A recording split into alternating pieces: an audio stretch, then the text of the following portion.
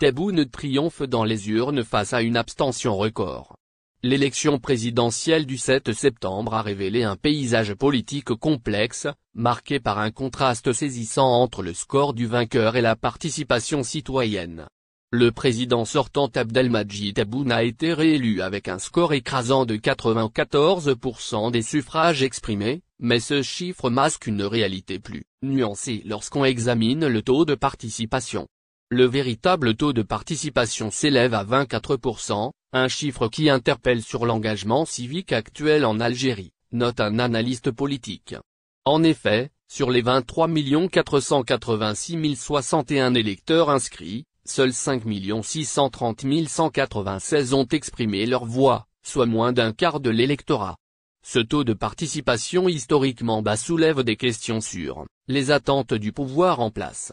Un sociologue politique observe qu'il semble y avoir eu un décalage significatif entre les prévisions officielles et la réalité du terrain. Plusieurs facteurs auraient pu nourrir des espoirs d'une participation plus élevée. L'historique électoral a joué un rôle important. Un historien explique que lors de l'élection présidentielle de 2014, le taux de participation avait atteint 50%, soit plus du double de celui de 2024. Cette référence passée a pu alimenter des attentes optimistes. La mobilisation des ressources a également été significative. Un observateur rappelle que l'État a déployé des moyens considérables pour encourager le vote, avec 63 000 bureaux de vote et 500 000 encadreurs mobilisés. Cette logistique importante aurait pu laisser présager une plus forte affluence. Le contexte économique et social a aussi pu influencer les attentes. Un économiste suggère qu'avec un taux de chômage officiel de 12% fin 2023 et une population jeune 54% de moins de 30 ans, le pouvoir a peut-être anticipé une mobilisation autour des promesses électorales. La rhétorique politique a joué un rôle dans ces attentes.